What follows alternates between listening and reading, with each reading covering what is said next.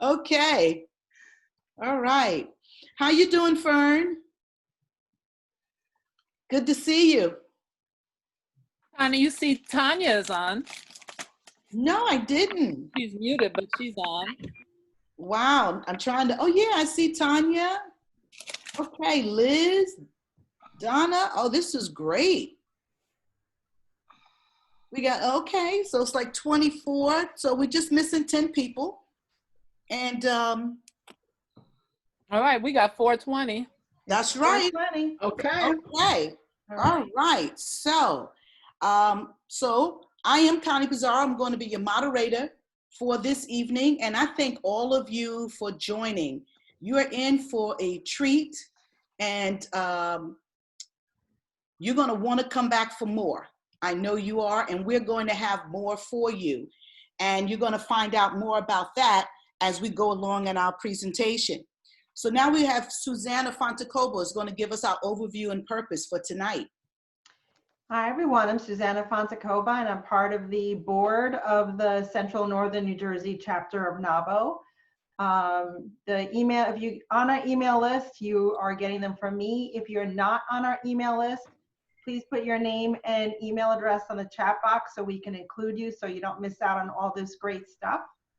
And what we're doing is we're reaching out to our entire geography via Zoom at no cost to really empower our women business owner friends, associates, members, visitors, and help us all get a leg up on how to better run our businesses, especially during this time. So typically we have a variety of meetings that are available to people in various parts of our geography, but we're getting everybody together on Zoom. As you can see, makeup optional, and we're all just being ourselves and being open to learning from our fellow members and hopefully sharing really great information.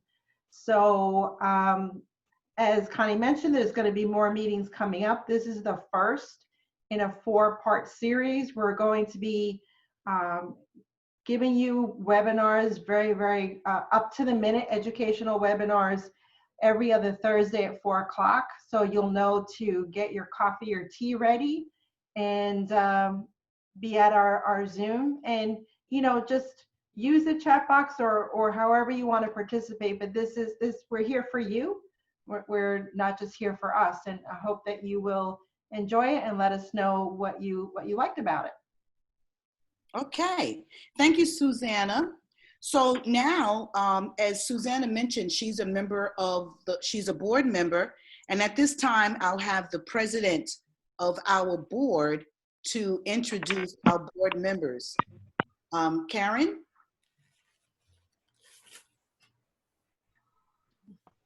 She muted, I think. Karen's muted. She's on mute. Karen?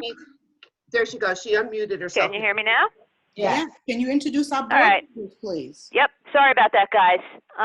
So I'm Karen, and thank you, Connie, our immediate past president, for facilitating this and arranging our webinar. Joanne Kirby is our president-elect, so she'll be in charge very soon.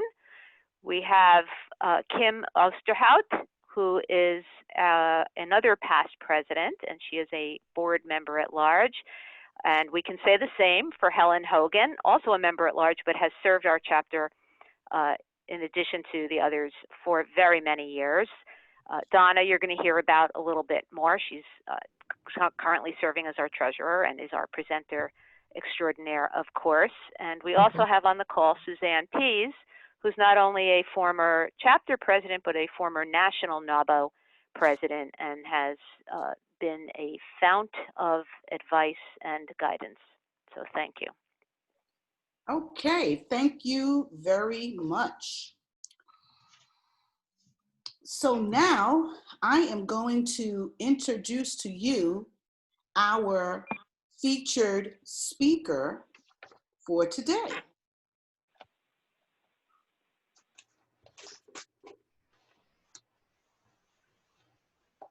Okay, so Miss Donna McPherson, she's a certified public accountant.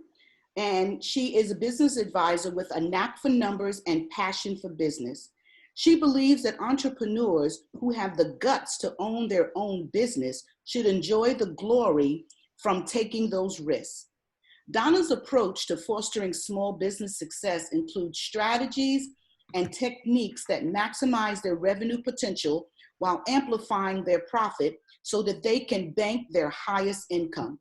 A former corporate CFO, she teaches business owners how to apply big business strategies on a scale that's right for their smaller operation. Donna is a lifelong learner and gets tremendous satisfaction from helping small businesses succeed. As mentioned, she is the treasurer of our chapter in Northern and Central Jersey, and she currently resides in Somerset, New Jersey. So I introduce to some and present to others, Miss Donna McPherson. Thank you, Connie, and thank you everyone for joining us from as far as you came. I know some of you came from your living room, from your kitchen, from your bedrooms. We appreciate you being here. And look, when we first started this, putting together this event, it was really about helping people navigate what's going on with the financial assistance. And at that time, I knew that things were going to change because it has been changing. And yes, it has changed once again. I'll update you on that. But one of the things that I had never really anticipated, you know, I go back thinking about my younger brother, how I used to tease him about, you know, operating from paycheck to paycheck. And so I find myself thinking, although I'm not there, what's going to happen? Because we are in this place now, and we have to figure out where are we going to be later, and how are we going to be there? Are we going to get there? And it is kind of scary. It is kind of scary because there's so many uncertainties, and we really want to be able to navigate that. So one of the things that I want to share with you is what we can do to survive now so we can thrive later. And I'm really going to focus on three things. What we can do now is really manage what we have, navigate those relationships that are important to keep our business going, and access the financial assistance that we think will be available. Because as I mentioned, so much is changing. So I'm hoping to give you a few tips, to give you some information and some advice, but I want you to keep a couple of things in mind. Because I don't really know the state of your business or what's going on, these are really going to be some suggestions or some things that you can investigate to see if it's going to work for you. Also, keep in mind that the information is changing, and I'll share some of that. Whatever worked last week is probably not going to work this week, and we know that already. And you really need to be in touch with your financial advisor, your accountant, your business advisor, to let them help you figure out some of this stuff. Because if you make a move that's not right for you or your business, there could be consequences later. So in terms of surviving, I really think that things that we need to focus on is cash and relationships, because that's what's going to keep business going during this period, and that's what's going to get us ready for when this is over and we need to jump back in and resume business. But we all know it's not going to be the same. There are going to be some changes that we will all have to be used to. Just one second, I forgot to put my timer on. I know, Connie, you got me, but I'd like to be able to. I got you. Okay. So in terms of what are some of the things we can do right now to keep business going? First, I think we have to really determine where we are cash-wise and how far the funds that we have is going to take us. And in order to do that, I recommend to my clients that we really pay attention to what I consider critical expenses. And those are the expenses that we're going to need to just keep operations going and to resume when we're ready, or when they're ready for us, because we really have very little to do with it. There are a lot of assistance out there, but right now there are some limitations. So the best we can do is budget based on what we know, the expenses that we know we absolutely have to have.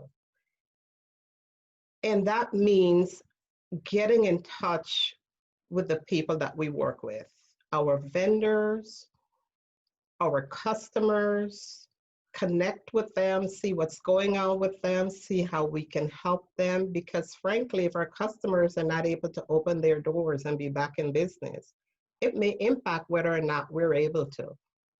The vendors that we rely on for our supplies, if they're not able to open up their doors, we may not be able to operate the way we thought we would.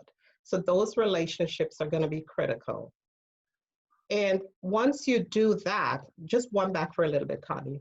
Once you do that, create a budget so that you can anticipate what you're going to need to spend over the next few months.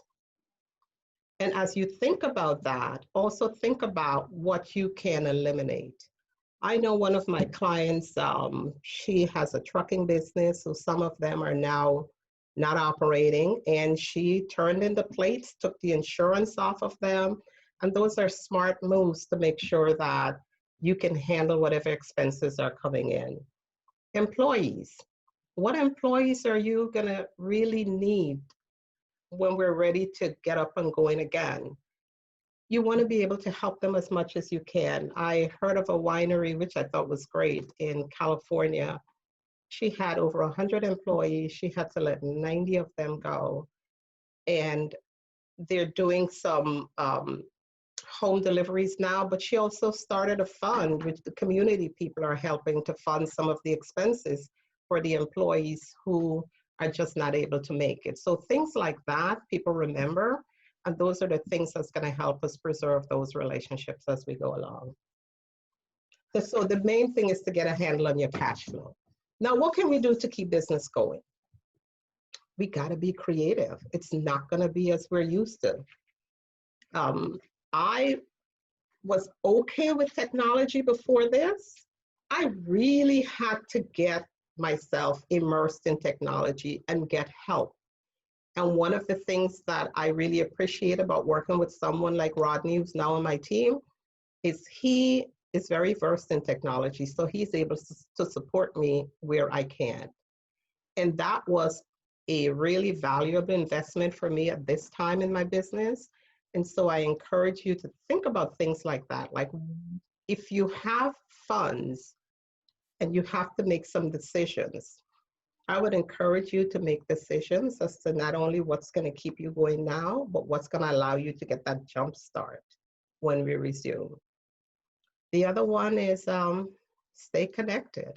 People want to know that they're going to be able to rely on us when this is over. In fact, they want to be able to rely on us now. So even if we're not doing as much business now, it's still a good idea to connect with them, find out what's going on, let them know that we're thinking about them so that when this is over, you don't have to reach out to find out what's going on with them, or maybe someone else will be checking in with them and scoop them up while you're sitting back relaxing. And get comfortable with being visible online. It is not always the most comfortable thing to do, but it is where everything is happening now. All of us are here because we received some kind of notice online to be able to be here. People still, there are some businesses that are not impacted. there's some businesses and quite a few that are still doing business. How do we get in front of them if we're able to do business with them? It means we have to get online. The other thing we have to do is be able to pivot, be creative, do some things you've never done before. I know Connie, which I'm going to ask her to share a little bit. Connie is one person that really blew my mind because she had a business. She has a business that was 100% in person. And she's able to continue doing business 100% virtual.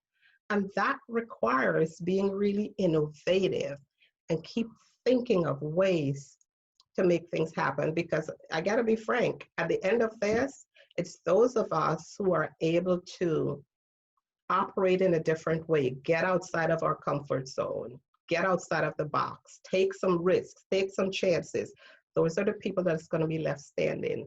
So Connie, would you mind sharing right now a little bit of what you've had to do to turn your business around? I think it'll be really helpful for people to see how it can happen. Sure. Thanks, Donna. First of all, what I do, as Donna said, is all face-to-face with people. And I'm a placement company, and we help families to find assisted living and memory care. So it involves touring assisted livings, going into nursing homes, which right now we cannot do. So part of what I've done is I worked with a lot of my assisted livings to create virtual tours. And they were excited to do that. So they created the virtual tours that we were able to share with our clients. Additionally, working with the nursing homes, we have set up with them how to do assessments virtually. And so before a person can move in, an assessment has to be done. And so the assisted living now works, and they do FaceTime and using the nurse's notes, and no one has to physically go into the facility, and they're able to assess the client to see if they are a good fit. When it's time to move in, they allow one person in. And so one family member goes, gets the room set up, and then they have to leave. And then the moving company comes and can move all the furniture and everything in. They have some new protocols in place that we've helped them with. And everyone has to be quarantined for 2 weeks before they can associate with anyone else. So basically, a lot of the stuff we did was helping them to use technology where before they really didn't want to. Taking pictures of the client and sending them into the assisted living where there were questions about whether or not there were bed sores, getting pictures of those so that they could actually see. We have families who have placed cameras inside of the assisted living facility so they can see their loved ones, whereas because they cannot visit. So those are some of the things that we've worked with our communities to help put in place. Thank you, Connie. Now, I also recall there was someone the last time we met that told me that was Michelle. Michelle serves restaurants and bars and hotels. She provides supplies to them. And with everything that was going on, she practically lost most of our restaurant business. But she is still able to serve some of the hotels. And one of the biggest things that everyone wanted was sanitizer. And most of it was gone. So one day I was in Restaurant Depot looking for sanitizer myself. And I saw this sanitizer and I took a photo of it and I sent it to her. She in turn sent it to one of our customers and asked if this could be a great replacement for the Lysol that everybody wanted. Not only that was the sanitizer that their cleaning company used, but they had been looking for it. And they have since ordered thousands of cases. And those are opportunities. You just don't know. You're just thinking outside of the box. I was just thinking of a way that I can support her, and she took it to the next level. So those are the things we have to do to figure out what's going to work. You don't know. But if we want to continue to be in business, we have to think in a totally different manner. Now, what else can we do? Right now, my suggestion is you take stock. By that, I mean you evaluate where you stand right now. You consider your cash position. Many of you probably have already done this because we've been in this for a few weeks. You consider your cash positions and you consider the resources that you need and your relationships. And you speak with the people that you know are going to be critical to your business so you can anticipate and make the decisions that you need to make that would take you to the long haul. Where that is, we're still trying to figure it out. But I think that we need two set of plans. I think we need a short-term plan, providing that, excuse me, that in 3 to 4 months, we can resume some kind of business, but I also think we have to think long-term, 12 months, 24 months before we're able to get back to where we feel that our business can really survive this.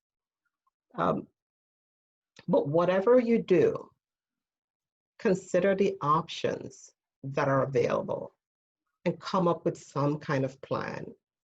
And if for some reason your business is not impacted by revenue, this is a great time to do some planning because business is going to be different when this is over.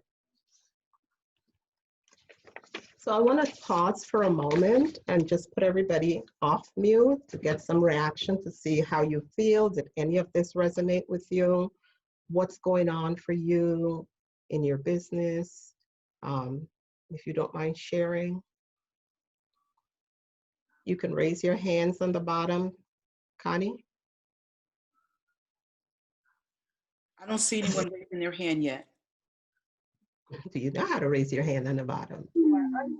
Or you can raise your hand. It's kind of big. If you click on manage participant, if you click I on did, I unmuted everyone. okay, good. Okay, Kim has her hand raised. Okay. Hi, what you said absolutely resonated with me. I mean, I make jams and jellies, and generally I sell them at farmers markets.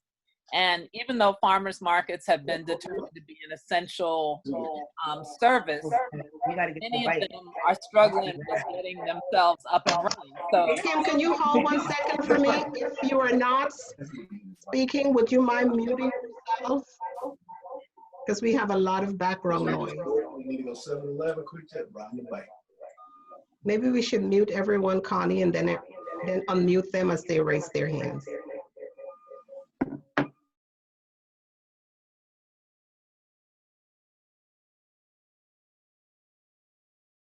oh, wait a minute. Okay, Kim, I unmuted you.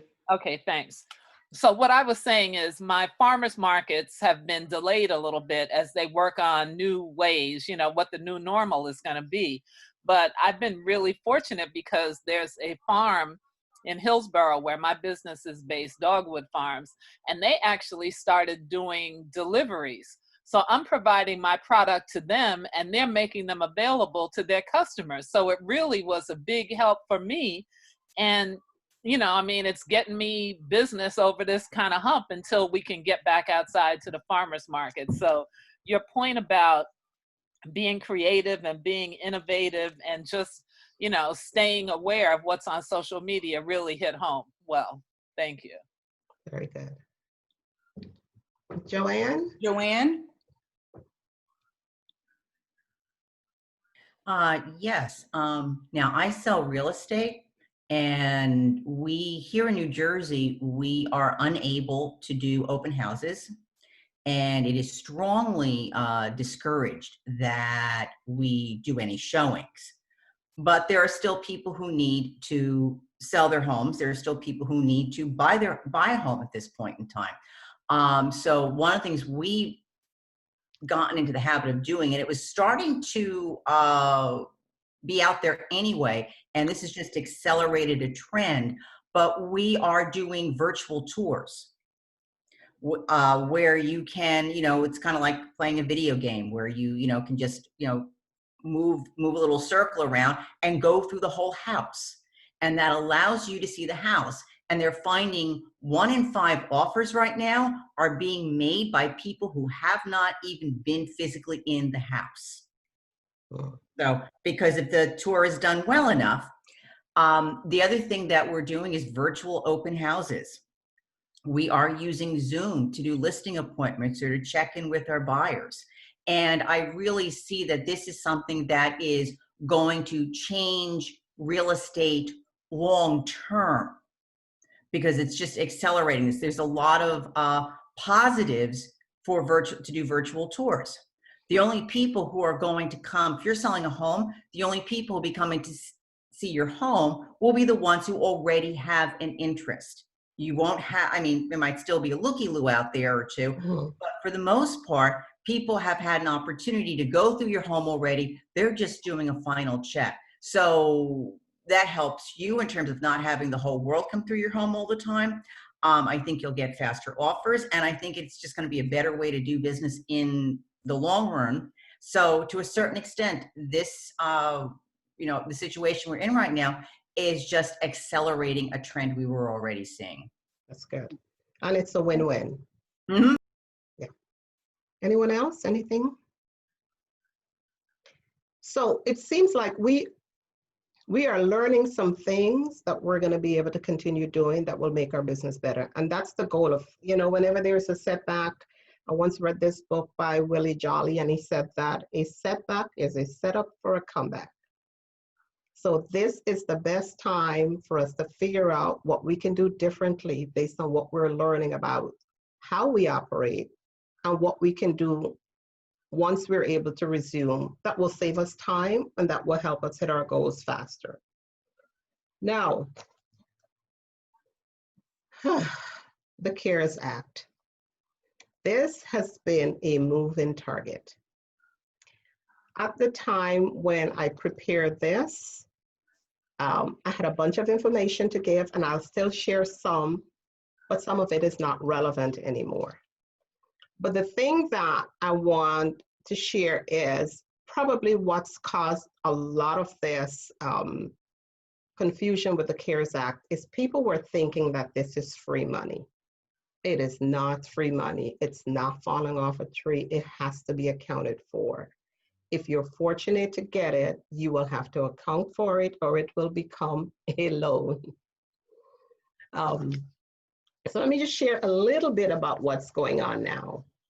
With the first, I'm going to share about 5 of the popular or the most favorite ones that were out there, but I'll just do it briefly because as you can see, I said on the bottom, there has been such excitement over this, for lack of a better term, and so many applications flood the SBA system and the banks that as of yesterday, that was the 15th, they had exhausted 340 billion of the 349 billion that was approved. And they were going to stop approving, which they have, once they got to 339, because they needed to reserve the 10 billion for the banks and the brokers that were processing the fees, the loans, so they can get their fees.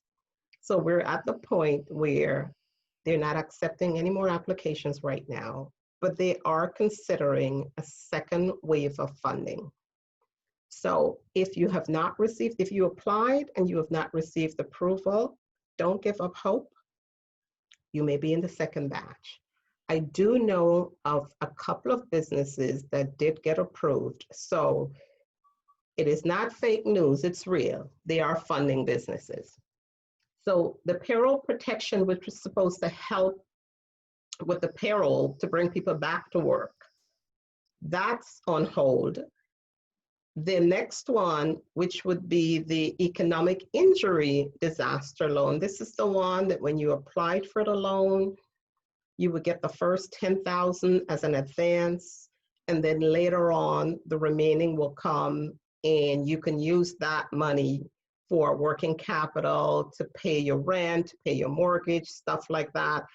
That has also been exhausted. So we're on hold for that one also.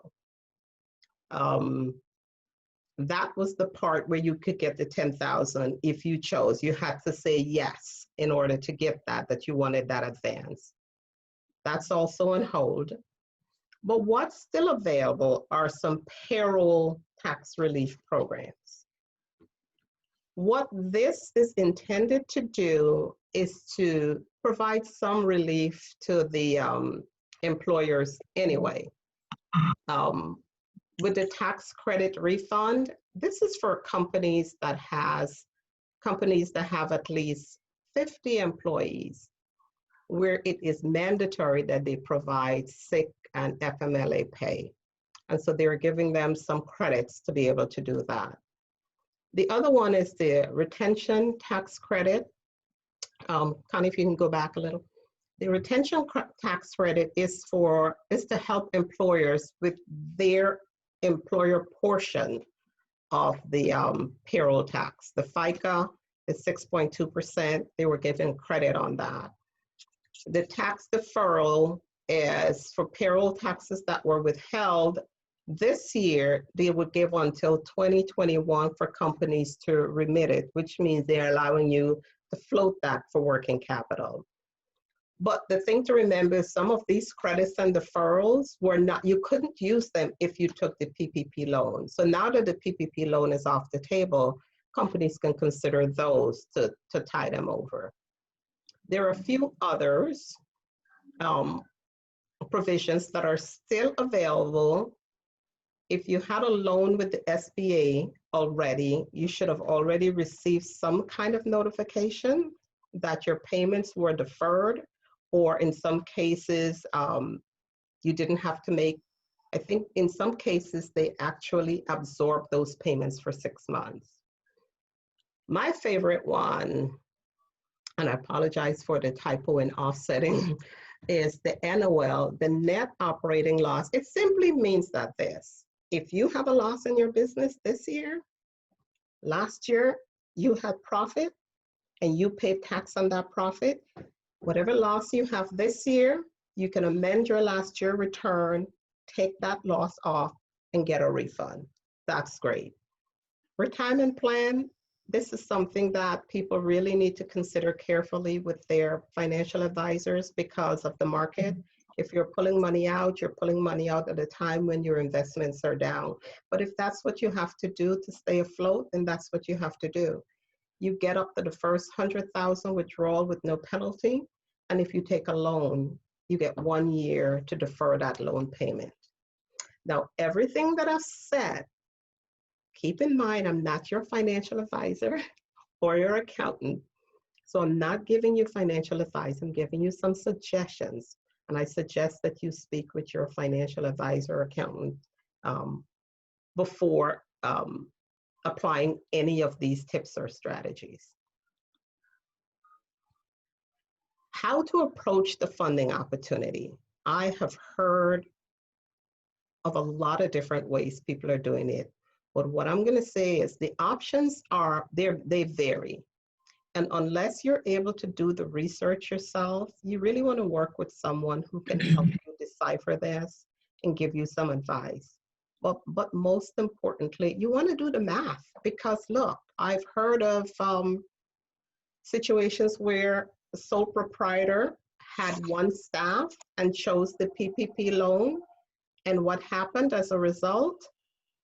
When he was ready to apply for the EIDL loan, that amount was a lot larger than the PPP. So he actually missed out on a larger amount because he did it himself and he wasn't able to do the math. So the long and short of it is, we have some opportunities and we really want to make it work for us. So learn what you need to, speak with your advisors, revise or create a plan, and see how you can position yourself so that you can be successful at the end of all of this. There's no magic formula. Some of it we'll have to piece together. Some of it we'll just have to figure it out as we go along. But whatever we do, we just cannot give up. We gotta keep fighting. We gotta keep finding a way. It's not gonna be easy, but we gotta keep fighting. I'm gonna open if you have any questions at this point. Host check. There's some questions in the chat, Donna. I'm reading them. Okay. Okay, so one question is, other than the new unemployment, which is unique when it rolls out, anything else for us solopreneurs, LLCs? We always seem to get the short end of the stick when you have no employees. True, very true. I feel that because I'm in that category also. The EIDL, which is the Economic Injury Disaster Loan, was available for sole proprietors. And so when it comes back, just jump on it early, because what the information they're asking for is your income for last year and if you had any cost of goods sold.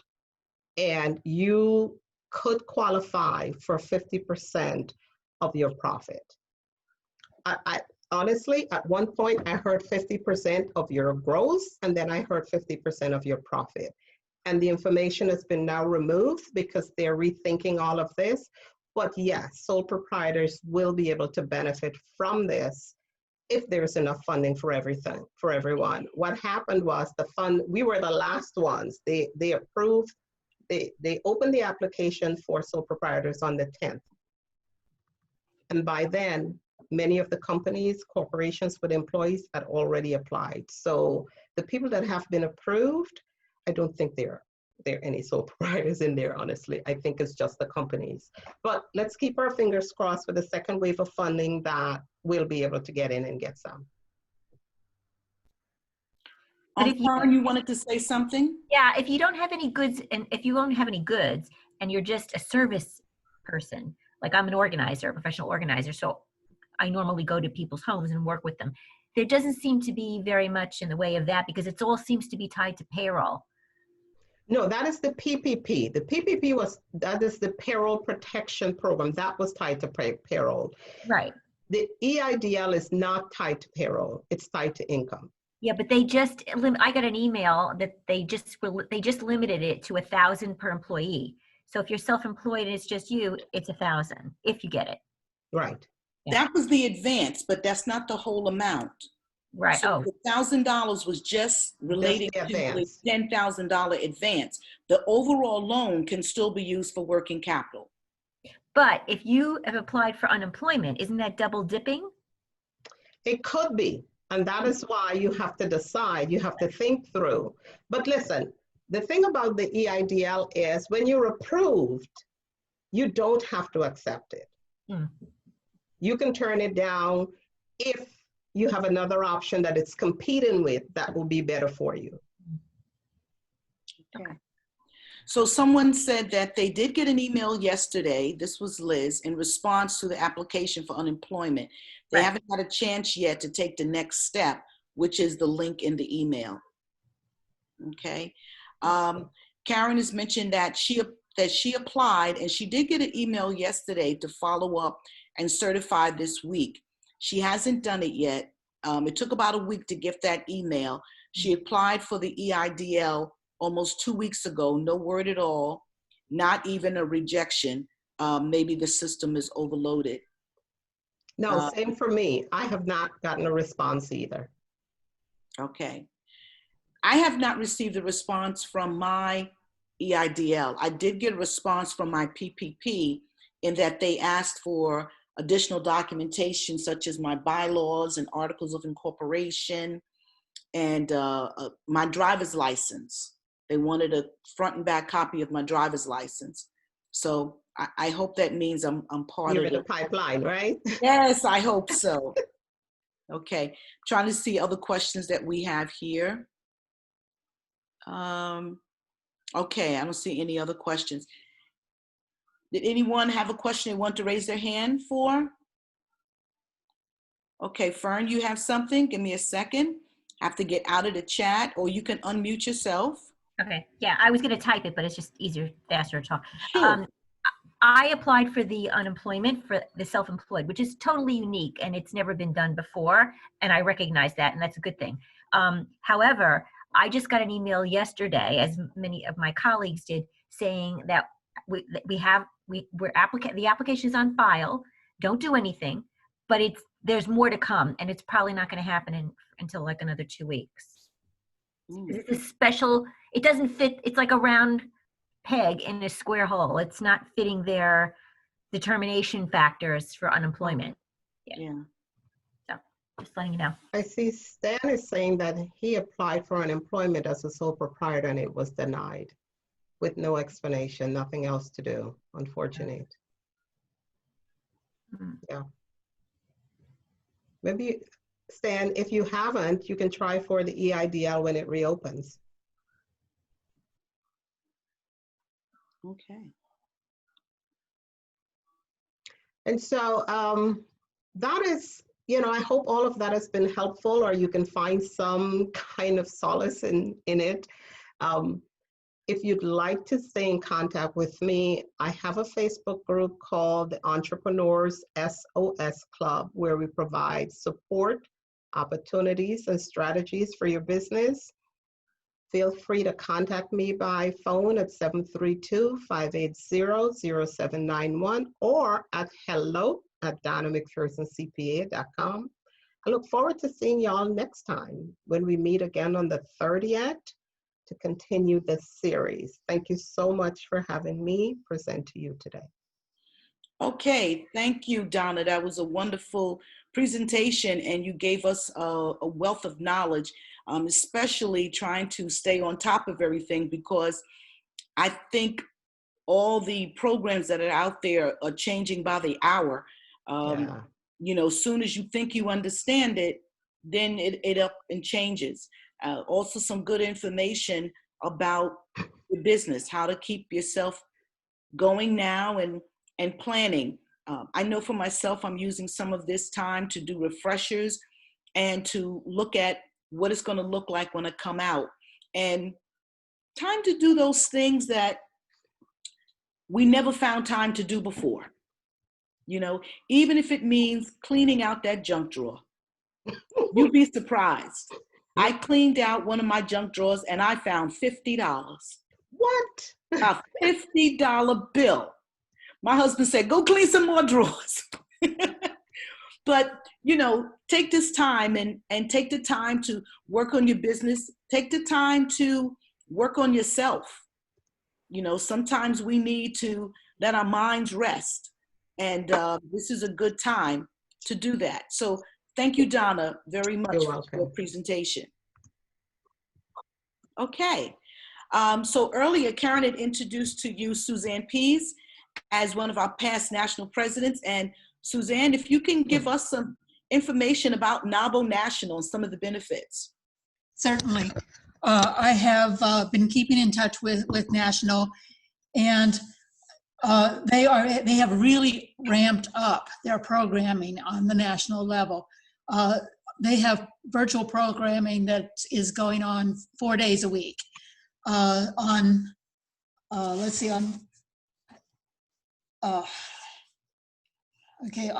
Tuesday at 12 o'clock, they have Lunch and Learn. They have different speakers, just like we're having here each week.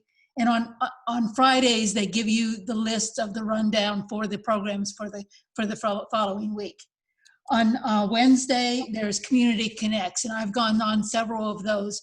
Those are just touch base, what's happening to you, what do you want to share?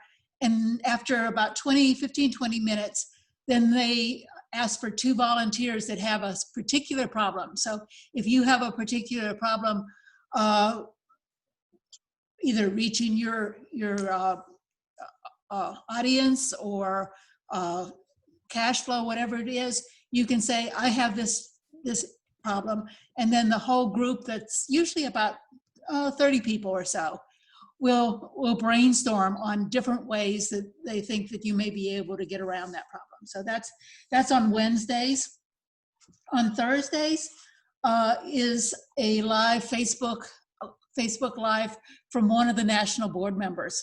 And some of those have been really useful. I know that last week, one of the board members that was a lawyer, Lisa, had given some really good tips as far as how to either get out of contracts that you already have or how to mitigate those problems.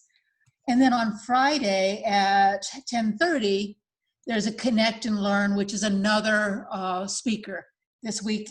This week it is Lisa Mallis, and she's speaking on how to increase your efficiency.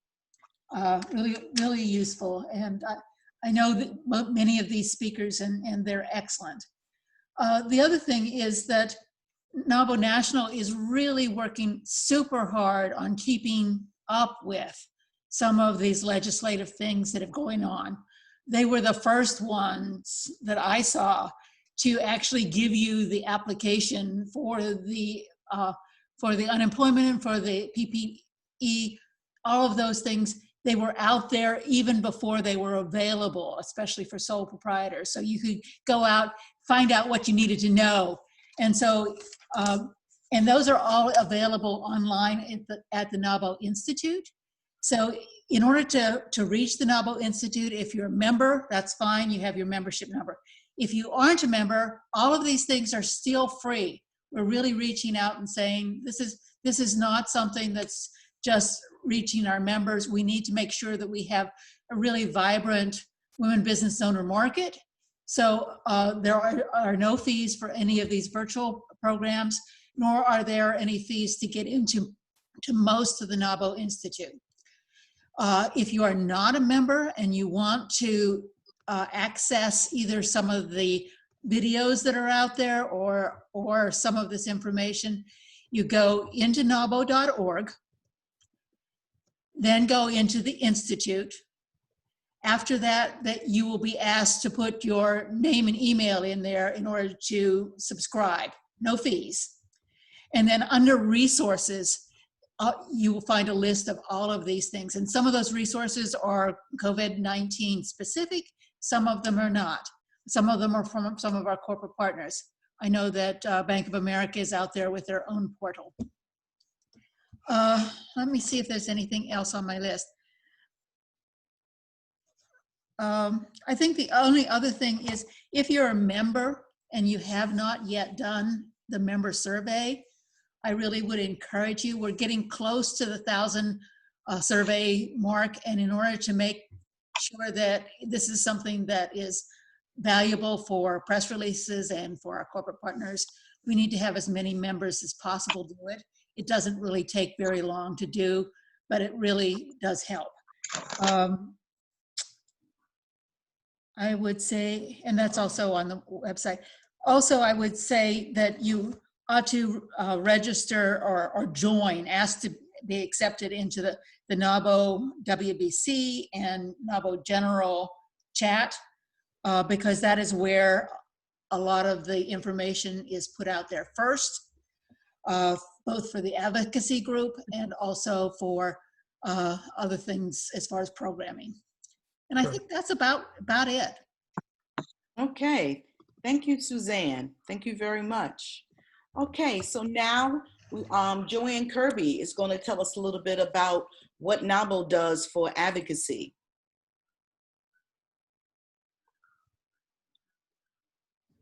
Okay. Suzanne just covered a few things having to do with advocacy right now. NAWBO National, I think, has done a fabulous job on staying on top of everything. And if you are on their website or even some of their Facebook pages, the advocacy people there literally put out a timeline every day, anything that's going on, and with appropriate links to where you can get additional information. They've done a fabulous job on it, and it's been a tremendous resource for people, because, you know, NAWBO is all different types of businesses, you know, from the solopreneur to the startup to, you know, women-owned businesses who do millions of dollars and have, you know, goodness knows how many employees. So they do a great job in making sure they're covering everything for all their diverse membership. We actually do have a an advocacy agenda for the year, believe it or not, because one day things will settle down and we can continue on. And they really have 3 pillars. One this year is voter registration. This is the 100th anniversary of women being granted the vote. And, you know, NAWBO, you know, if our members, you know, want to move, you know, positive bipartisan business policy forward, you know, we have to elect policymakers with our ideals. And the first step to doing that is to, you know, making sure that we cast our ballots. So that's really grassroots if we want something done. And I do just want to point out for anyone who does not know, we are a bipartisan or nonpartisan organization. We are strictly about the, you know, what's important for women business owners.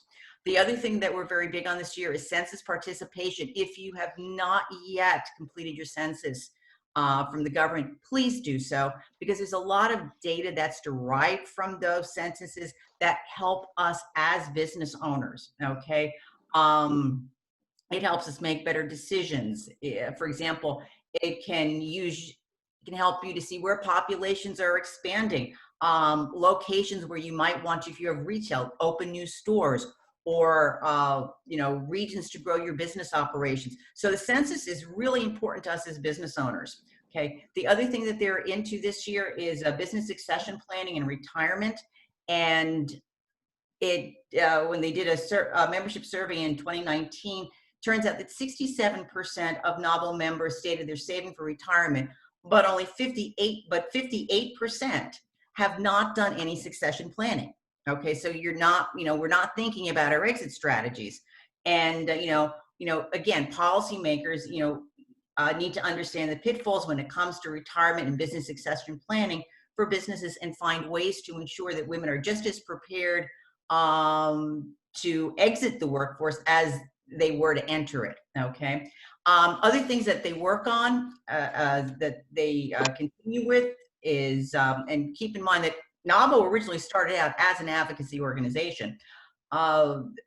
Access to capital is important to us, education and workforce, government contracting and disparity studies, international trade, regulatory reform, and taxes and technology. So we really do try to be a tremendous resource to our members, and we try to be a voice for our members.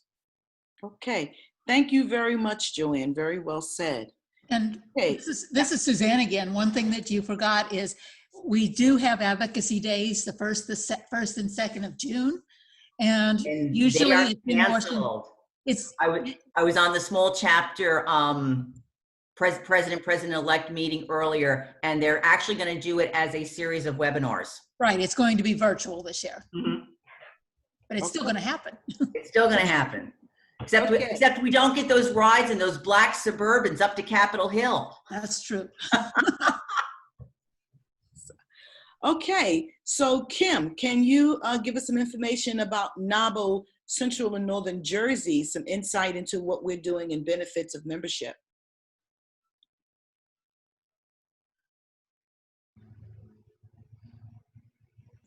Okay, yeah, thanks, Connie. I'm happy to. NAWBO, I feel like I've been a NAWBO member as long as I've been in business, and I'm in my 11th year now, which amazes me every day. But one of the things, you know, before COVID-19, we used to have breakfast meetings and luncheon meetings, and we had dinner meetings, and now we're having virtual meetings. But there's always, you know, plenty of opportunities to get in touch with other chapter members.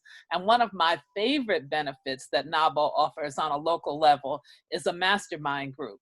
I have a group of 6 women, 5 other women and myself, and we're all in different industries, different businesses, and we get together once a month, and we just did it on a call just like this earlier this month, and we talk about our businesses. We challenge one another. I mean, I've learned more about their 5 businesses, and they know a lot more about my business, and I find it to be the most valuable reference tool available.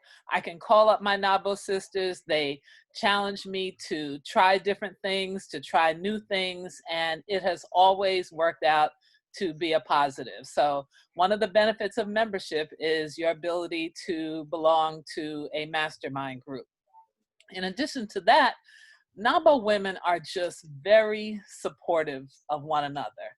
You know, I have attended probably the last 4 or 5 national meetings, because there's a national meeting every year. And sometimes it's on the East Coast and sometimes it's on the West Coast. You know, we've been to a lot of really interesting cities, but there is nothing like sitting in a room with 600 or 700 women who own their own business.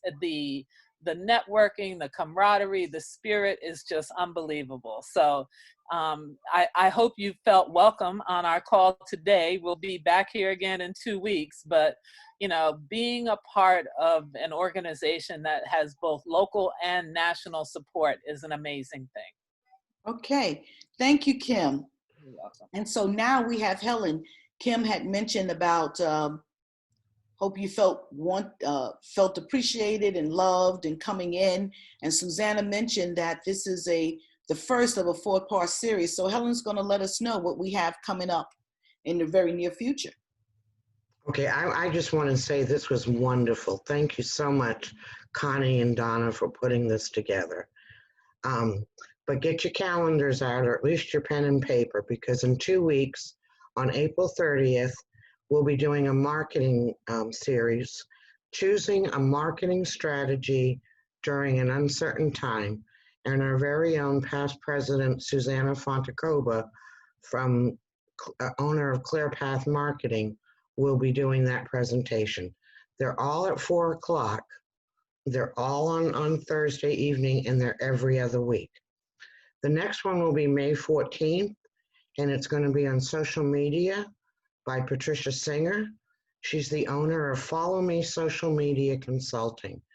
I don't know about you, but I was in a meeting last night and somebody said Instagram is everything, and I don't even have a clue what Instagram is. So I need to learn a few more things. The third or the fourth of the series is on May 28th, again at 4, and it's called Trusting Your Intuition in an Uncertain Time.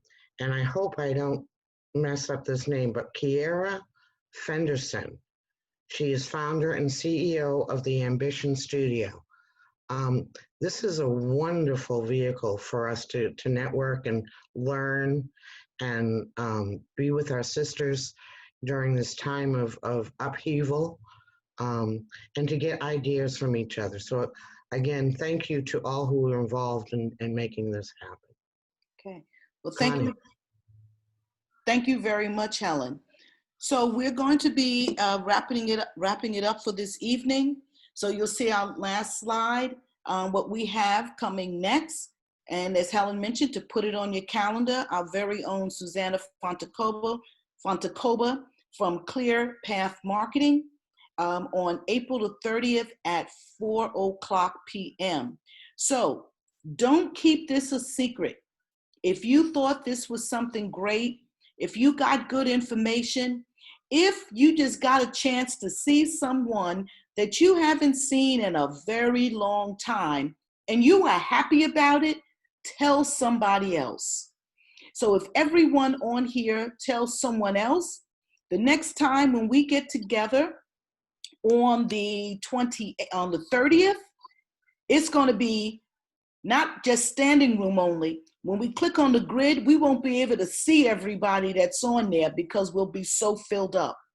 So I want to thank everyone for tuning in this evening. I ask that you tell someone about us, that you put us on our calendar for 2 weeks, April the 30th at 4:00. Okay? So you will see an email invite come out to you. Make sure you register, and we're looking forward to seeing everyone there.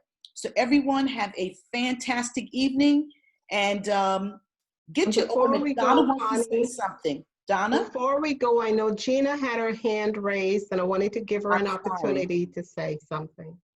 Thank you, Donna. Gina?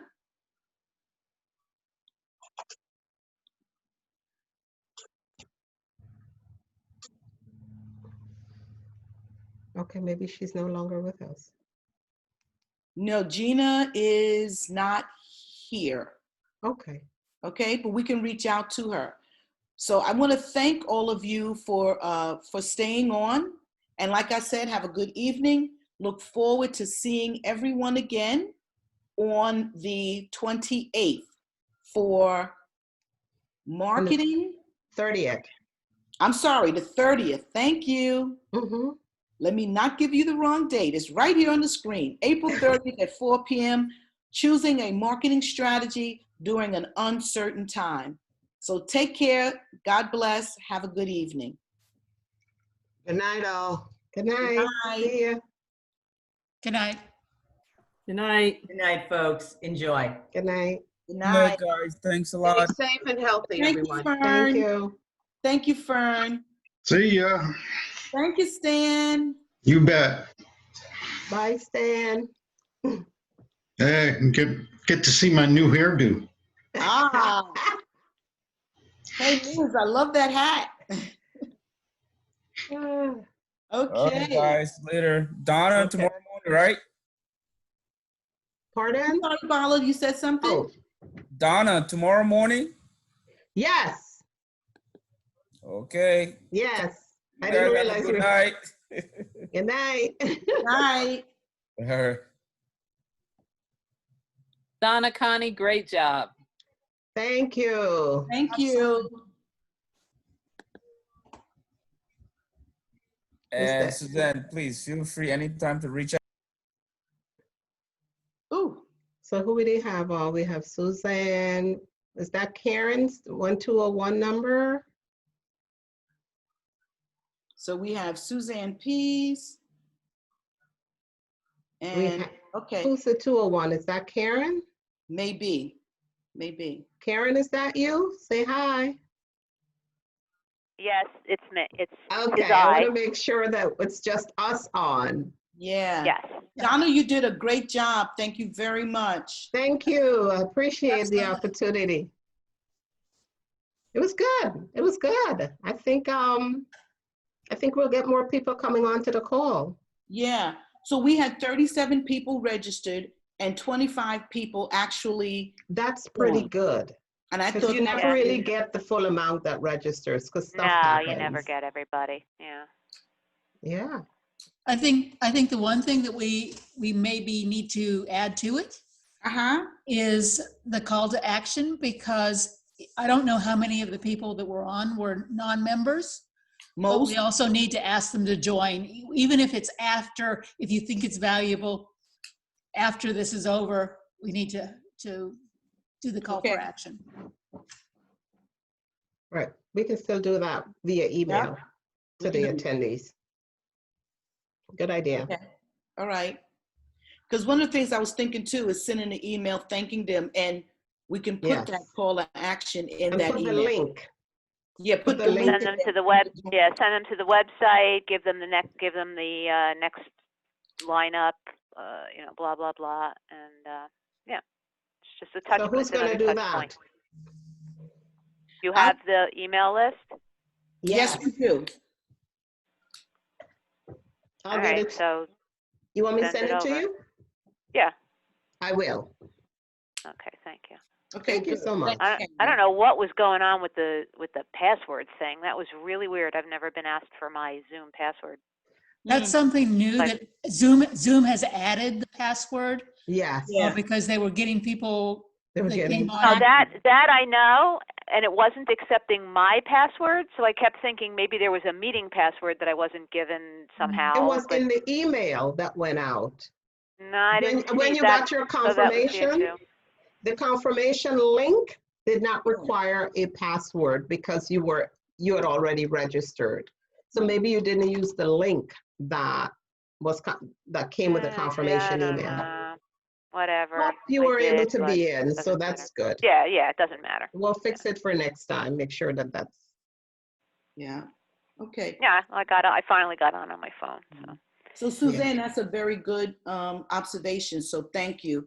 So Donna is going to send to Karen the email list, and Karen is going to send out the thank you for participating.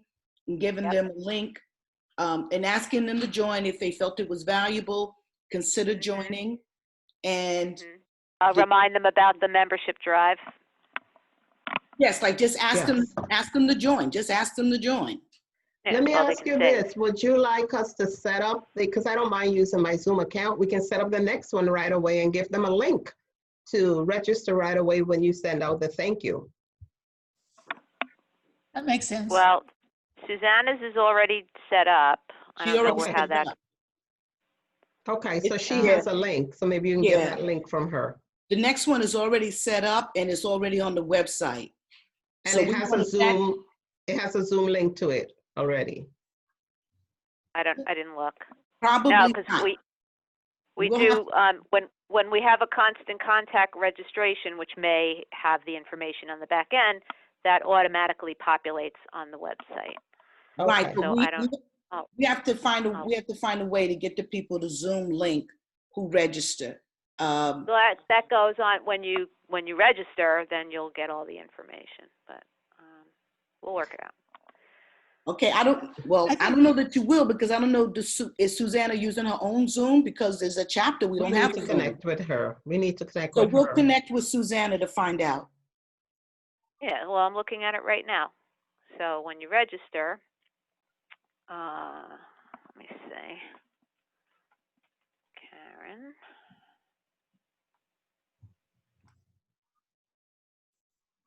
Whew, I'm warm.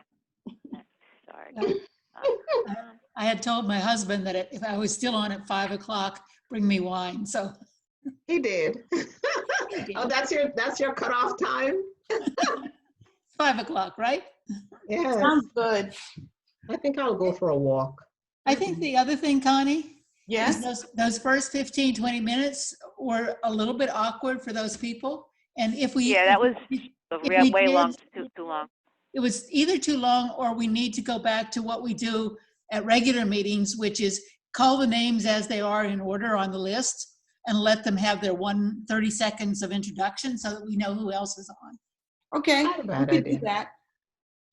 I'm sending you, I registered for the 30th. It has all the information in it. That's what she was setting up in the back end. So I'm just sending it to you so you can see that it's a typical, response and blah, blah, blah with all the information. So what you need to understand is that when we set up events through the constant contact registration portal, that's tied to the website events page and it automatically populates. Okay, not a problem. I just want to make sure that we get a Zoom, because most of our events before now were not Zooms. I want to make sure the person gets a Zoom link. Yeah, so that's what I'm explaining, is that it's all there.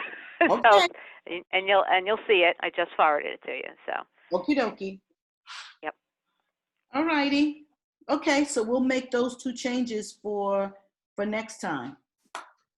Mm. So thanks a lot for feedback, and Donna, you'll have to edit it to take our stuff out because it's still recording. Oh, yeah. Okay. Yes.